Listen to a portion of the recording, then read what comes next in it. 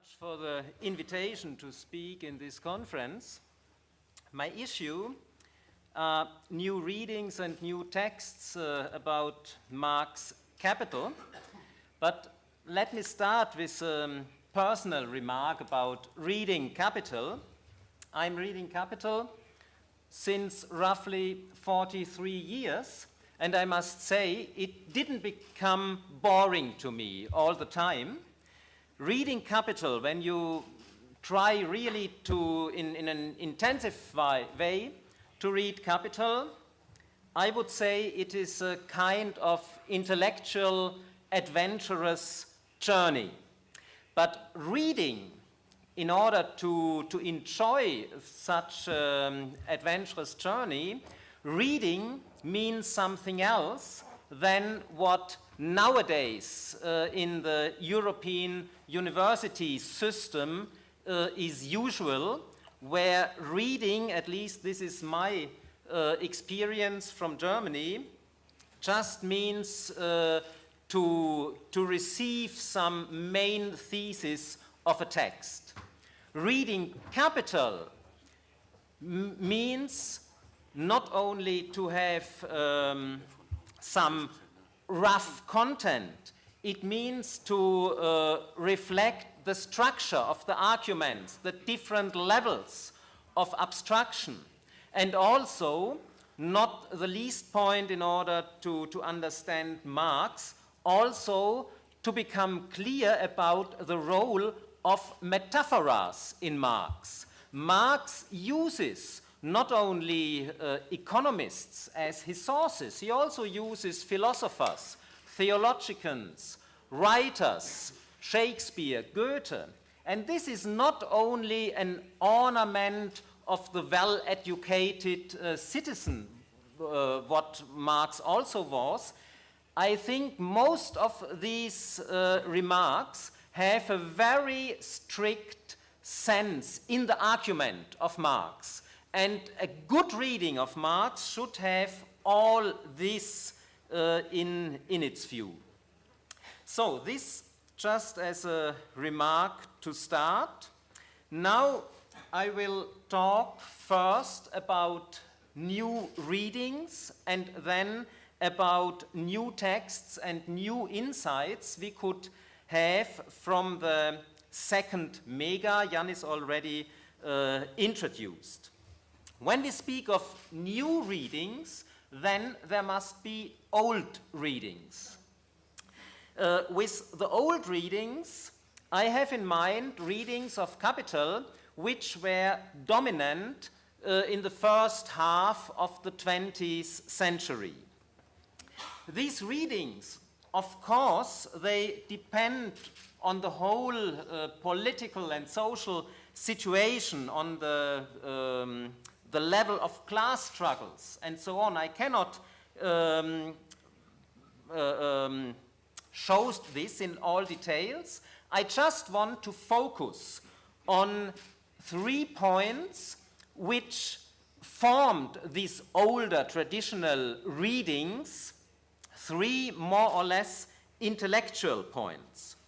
First, when we talk about Capital, we have in mind 3 volumes, but the first volume appeared nearly 30 years before the third volume. So this first volume dominated the discussion, and this first volume also dominated the issue. Capital was seen mainly as an analysis of capitalist production. Volume 2 just as an appendix, and from volume 3, people took out some points which seemed to be interesting, but very rarely really realized the total connection of the 3 volumes. So, first point, we can observe that there is a domination of volume 1 for the whole discussion.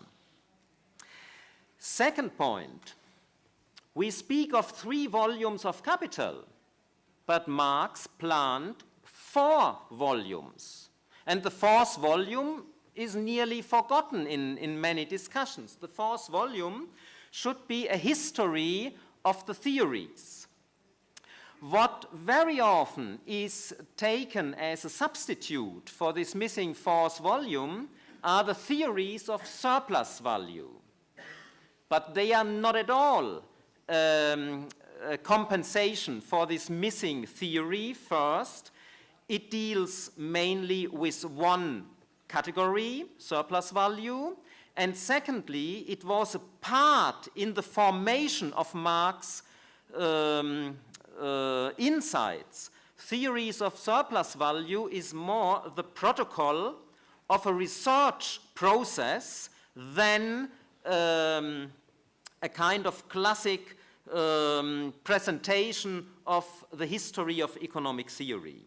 So we definitely miss this fourth volume, and this means also we miss Marx concluding views about the classics and his differences to the classical theory. We can find a lot of remarks in Capital, of course.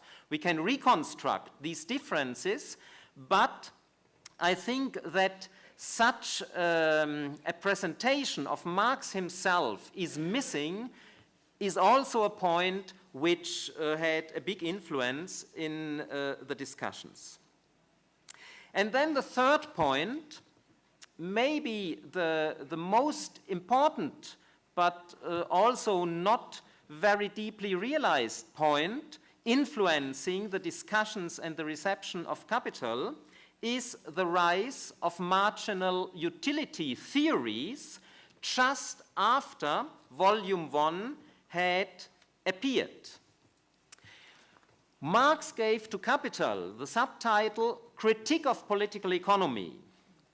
And what he aimed with this critique when he should give names or theories, it was classical political economy. Adam Smith, David Ricardo, Sismondi, and a lot of other persons.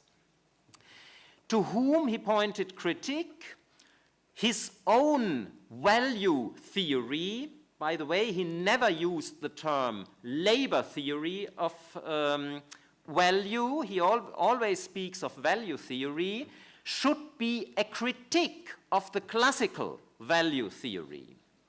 But after the rise of marginal utility theory in the late 19th century, a new gap, a new front line emerged, the line between labor theory of value on the one hand and utility theory of value on the other hand. And Marx was put to the classical school, just as a version of the classical school. This was done as well by the bourgeois economists, but also a lot of Marxists accepted this division. On the one hand, the classics with a labor theory of value, on the other hand, the neoclassics, the bourgeois, vulgar economy with a marginal or a utility theory. So the difference between Marx and the classics was furthermore neglected, and this also shaped the discussion to see in Marx theory just a version of mainstream economics, a better version, but a version. Labor theory of value was received as a kind of theory of labor embodied in production. The production process already seems to determine value and value objectivity.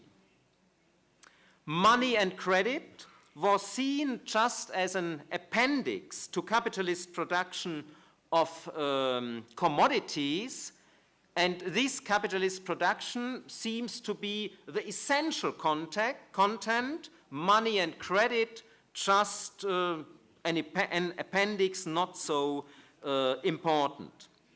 and also crisis theory was seen as a theory mainly rooted in the conditions of capitalist production. These views dominated the first half of the 20th century. They dominated also the view on socialism or communism. It was seen, socialism, as the necessary result of the contradiction between a private capitalist production, stressing production again, and the social nature of the production. And insofar, this private form has to be changed. But the forms of production were not so much in view and were also not so much in discussion.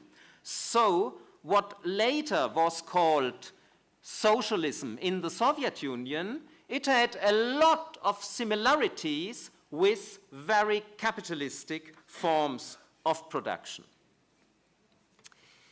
Since the 1960s, we can see a lot of new readings of Capital. New readings started in several European countries, in France, the school founded by Louis Althusser and Etienne Balibar. In Italy, the operaism with Tronti. In West Germany, what was later called Neue Marx Lektüre, new reading of Marx, founded by Backhaus and Reichelt. A little bit later, also in the Anglo-Saxon world, new readings of Capital started. Important was here especially the translation of Rubin's study of value theory. And at the end of the 70s and in the 80s, also in East Germany and the Soviet Union started a kind of new reading connected with the addition of the new MEGA, which led to a much more deep understanding and discussing of Marx Capital. Now I want to focus on the German Neue Marx Lektüre. It is too much to talk about all these different attempts. I just want to point out some main features of Neue Marx Lektüre in Germany, which then also led me to come to the point why the publication of the new MEGA was so important. In the West German discussion, it was stressed since late 60s that contrary to the old readings of Marx, we don't have a kind of Marxist economics, which is just another version of mainstream economics. It was stressed that Marx delivers a critique of basic categories and not only of results of bourgeois economics. So when Marx speaks of critique of political economy, it is not only a critique of certain theories, it is aimed to criticize a whole science, the science of bourgeois economics. And this critique starts already with the very basic categories of commodity, of value, of money. In this context, labor theory of value was not anymore seen mainly as a tool of explanation of price relations, but it was seen as a theory about how a society of private producers constitute, How is it possible that in a production where by the division of labor everybody depends on anybody else, nevertheless the production is organized privately, meaning all the producers behave more or less if they were lonesome Robinsons? How is it possible that these two elements come together? This labor theory, this question labor theory can answer. And in these contexts, two concepts in the German discussion became very prominent, which until then were underestimated. The first concept was fetishism. Fetishism not only as commodity fetishism, what was known since Lukács studies in the 20s. Fetishism also continues, money fetishism, capital fetishism, and is connected to what Marx called mystifications. We have also a mystification of the value of the labor power as value of labor. We have mystifications of the ground rent, and all these mystifications at the end of volume 3 come together to what Marx called the Trinitarian formula. So this is also an important argument that you shouldn't isolate volume 1, what was for very long time done in the discussions.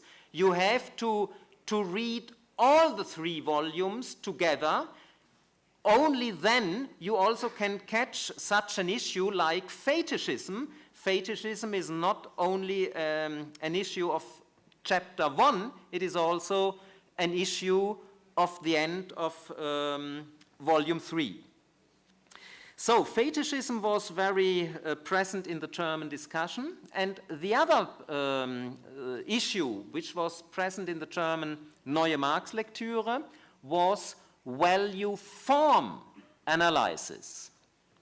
The old readings of Capital, the old discussions, they focused mainly on the labor content. Value is determined by labor time, by social necessary labor time. This is true, this is not to neglect. But when you open the first volume of Capital, when you look on the first chapter with its 4 subchapters, what is the longest, the most extensive subchapter? It is number 3, about the value form. And exactly this subchapter about value form for a long time was nearly neglected. It was read just as a kind of abbreviation of the historical process in which money appears. But this is totally wrong. The subchapter on value form has nothing to do with a historical chapter. It is a chapter about the connection of categories, why the category of value makes necessary an independent value form, and why this value, this independent value form, has to appear in the form of money. We need the money form. In chapter 1, we only treat the money form. Money itself appears in chapter 2 as the result of the action of the commodity owners. Also, this was a very important point in the German discussion, to distinguish the form analysis, the analysis of economic forms, and the analysis of economic action. Every bourgeois economic theory starts with the action of the Homo economicus and presupposes a certain rationality. In Marx's form-oriented approach, the rationality of commodity owners is not a kind of natural rationality like in bourgeois theories. It is the result of a certain form. And also, God, I see the time is running. And another point which was very important for the German discussion, I just mentioned it, was to see capital as a social system of impersonal domination, which is specific for the capitalist mode of production, deeply different from the personal rule in all pre-capitalist societies. This new Marx reading in Germany already transgressed the limit of the 3 volumes of Capital. Texts like Grundrisse or Urtext were included.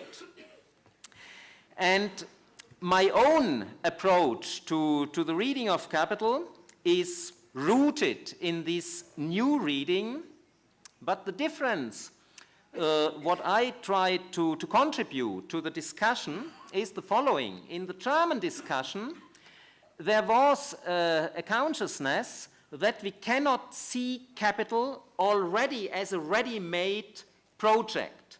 There was a famous term, we have to reconstruct the logic of capital or out of all these manuscripts, of the capital manuscripts, but also of the manuscripts like Grundrisse, which come before.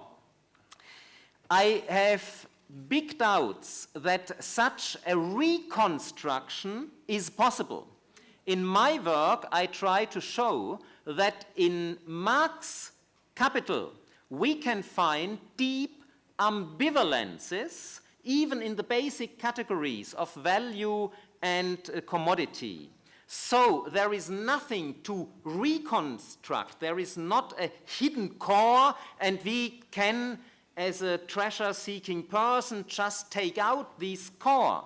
No, we have to face with the ambivalences we can find, and this ambivalences, just to mention it, in my view, they are rooted in the fact that in Capital we can find 2 different but permanently intersecting discourses. One discourse of a scientific revolution, of a break with the field of classical economics, and on the other hand, a discourse which still is trapped in this classical discourse. And these 2 discourses, the discourse of a revolutionary break with the tradition and the discourse fixed, trapped in this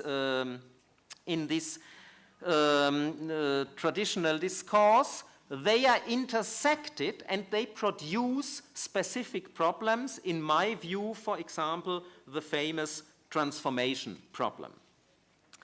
So, now to talk also about the new texts and the new insight by the texts, I will come to the new MEGA, which already was introduced by Yanis Milios. This MEGA, especially for the German discussion, brought a big push, and also for myself.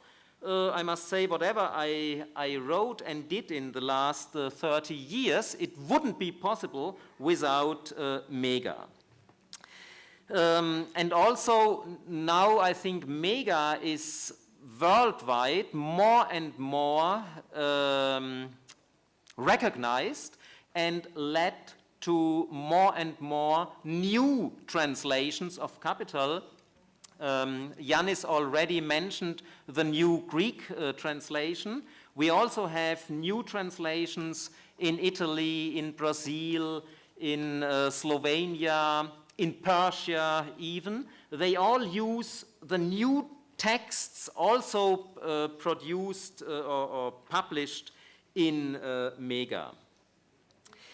MEGA, it is important, it is historical critical edition. This means MEGA has not the aim just to present a ready-made text. This text doesn't exist.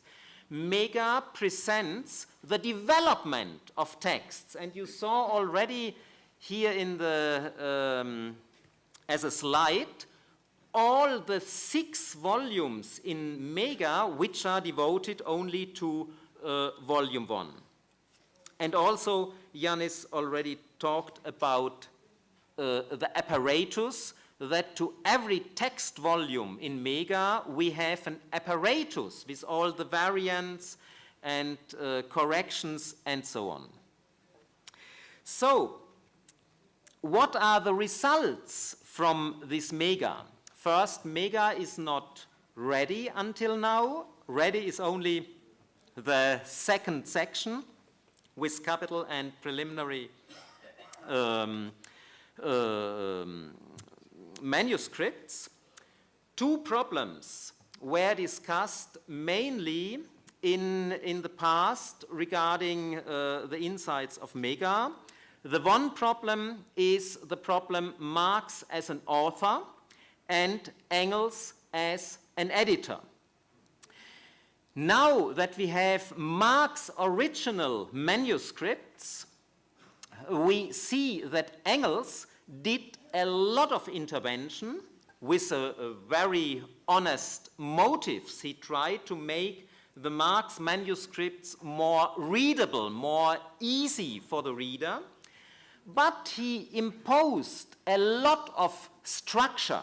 For example, when you see the usual edition of volume 3, most of the title of the chapters and subchapters and also the division between them is not from Marx. All this is done by Engels. Engels also removed certain parts.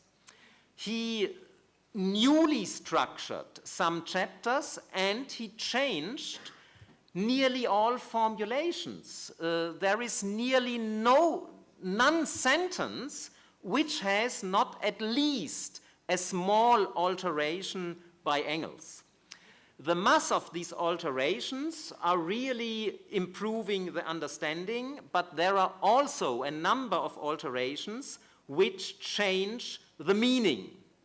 So this was a big, or maybe still it is a big discussion point.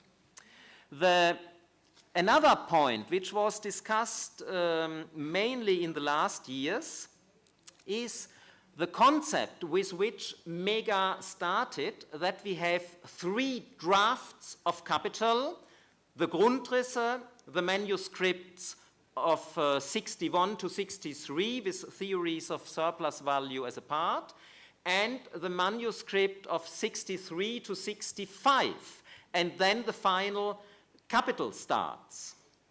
I think this view now by the publication of the manuscripts proved to be wrong. First, we have to distinguish 2 main projects. The project of a critique of political economy with 6 books, the book on capital focused around the concept of capital in general versus competition, and different from this, the project of the 4 volumes of Capital, not anymore connected with the 6-book plan, and above all, not anymore connected with the category of capital in general. This category by Marx was abandoned after the year 63. It didn't appear in any manuscript, in any letter, in any published text.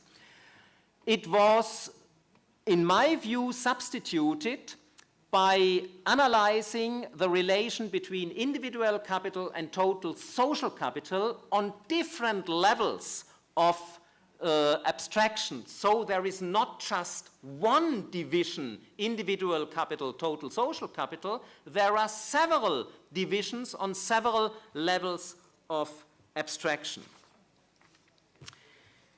Okay, how much time? 10 minutes or a quarter. Okay, so I will try to condense.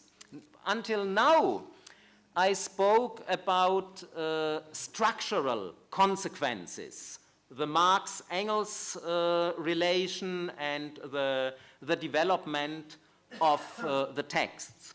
Now I want also mention some insights in the content of the theory we can have from the new MEGA. One important insight regards value theory. In the year 1987, in the MEGA volume, second section, volume 6, also Yannis mentioned him, for the first time, Marx' reworking manuscript from the first to the second edition was published. This is a very important manuscript for a deeper understanding of value theory. Why? It shows not only how meticulously Marx reworked the presentation of value theory in the first edition. This manuscript, on 3-4 pages, also gives us a kind of self-commentary of Marx. We can observe there Marx as a reader of Marx. And the reader, Marx, there sees that his presentation of value in the first pages was misleading. It was misleading insofar that one could have the impression that value is an attribute of a single commodity. And in this reworking manuscript, Marx states very clearly that we cannot speak of a single commodity. I quote here the English translation of one sentence from this manuscript. He wrote that a work product considered in isolation is not a value, just as little as it is a commodity. It only becomes value as a unit in relation to other work products or in the relationship wherein the various products are equated as crystals of the same unit of human labor. And where this equation took place, it took place only in exchange. This means without exchange, we cannot speak of commodity, we cannot speak of value. Value is not just the result of capitalist production, it is the result of capitalist production and exchange. This is very clearly stated in this reworking manuscript. It is much more clearly there than in any other Marx text I know.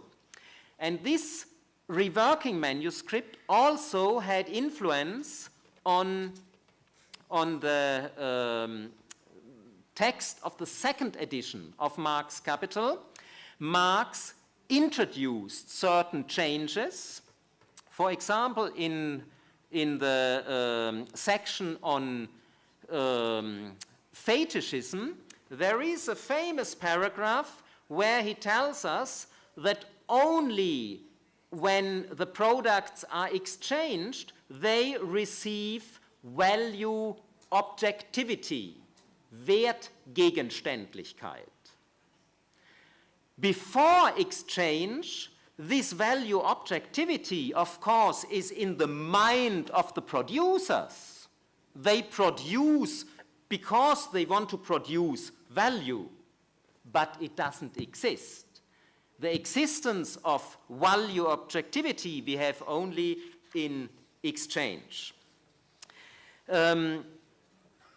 So this is one field, value theory. We can learn a lot from the new edition, from new texts. Another field is crisis theory, where we can learn many things, but I want to shorten this. Therefore, just a remark, crisis theory, when we study usually Marx crisis theory, what we are using, we use volume 3 and we use theories of surplus value. Volume 3 rests on a manuscript written in the years 1864-65. Theories of surplus value were written in 1861-63. But Marx still continued working on crisis after 65. Already in 66, a crisis appeared in Great Britain, which changed Marx's view on crisis. He could realize for the first time this is a financial crisis which took over the production sphere. Before, he saw financial crisis always as a kind of epiphenomenon. The essential thing has to happen in the production sphere. Now he learned that this is not the only possibility, and he started to make a lot of excerpts on finance, of money, of the money market. These excerpts, until now, they are not published. They will be published in section 4 of MEGA. So, with the help of the excerpts in MEGA, we can learn that Marx's research process on crisis didn't stop in the year 1865, but our usual reading stops with the manuscripts of this year. And then the last point I want to mention for what we can learn from the new MEGA texts is a contribution to the old discussion about the validity of the famous law of the tendency of the profit rate to fall. It is a lot disputed if this law really can be proved, if Marx succeeded in giving a proof, or when he not succeeded, if we can substitute something. I also published about these issues. I have big doubts. I think this law cannot be saved. But from MEGA, I think we can learn that there are at least some hints from the 1870s that Marx himself had big doubts about this law. First point, the last mentioning of this law in Marx was in the year 1868 in a letter to Engels, where he just gives an overview about the chapters for volume 3. But in all his discussions on crisis in the 1870s, in his letters, in his manuscripts, he never related to this law what was said before. It is so important. In the late 60s, there are some shorter manuscripts where Marx did accountings on the rate of surplus value and the rate of profit. And there is one big manuscript which he wrote in the year 1875. A lot of accounting of number examples, and it becomes very visible that Marx's assumption with a rising organic composition of capital, we will have a falling rate of profit. No, it can happen, but it must not happen. And insofar, I think a note also widely neglected in the discussion, Marx did in his hand copy of volume 1, and Engels published it, so the note we know since the end of 19th century. there Marx states just the opposite of the falling rate of profit. In this note, you can find in the chapter on accumulation at the end of the first volume, Marx states that the capital with a higher composition of a higher organic composition also has a higher profit rate. This is exactly the opposite of what he stated in the year 65 in the third volume of Capital. So, MEGA gives us a lot of new insights, but I want to conclude and come to also to the end of this presentation with a further point, which is usually not often connected with capital. This point is communism. Capital is also a source of communism, of the meaning of communism. And I think this point is especially in the contemporary political situation an important point which deserves more attention from us. Nowadays, we are confronted with a new wave of right-wing movements all over Europe and also in the United States, already with certain election results, and maybe this year, 2017, we will see more success of these right-wing movements. These right-wing movements, they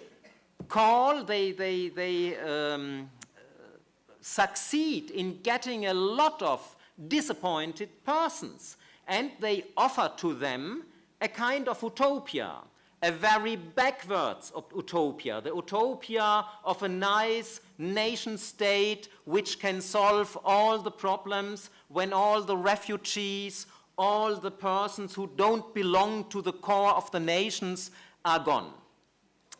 We are very good in criticizing this utopia, but an utopia not only consists of arguments, it also consists of hopes, and this utopia gives hope to a lot of people. And these hopes you cannot just answer by good arguments. I think also the left needs their own utopias, and communism, for which Marx gives certain hints in Capital, could be such an utopia.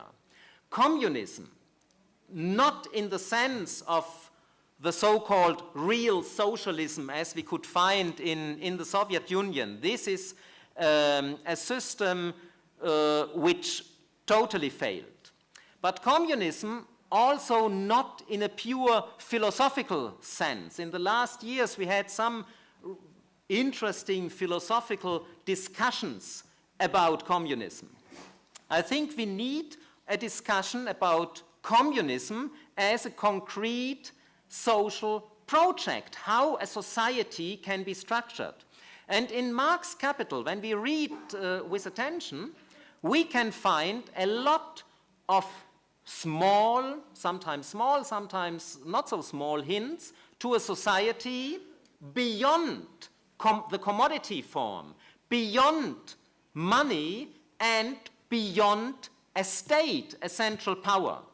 And I think this utopia of a communism informed by Marx Capital, this should also be included in a new reading of Marx and a new reading of Capital.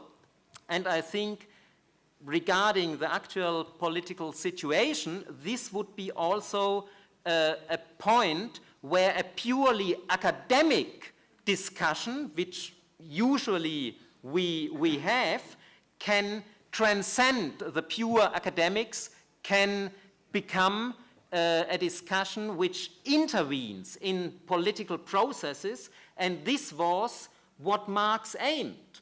Capital, he called, is the most big, the most effective missile thrown against the bourgeoisie, and as such a missile, we should use it. Thank you very much for your attention.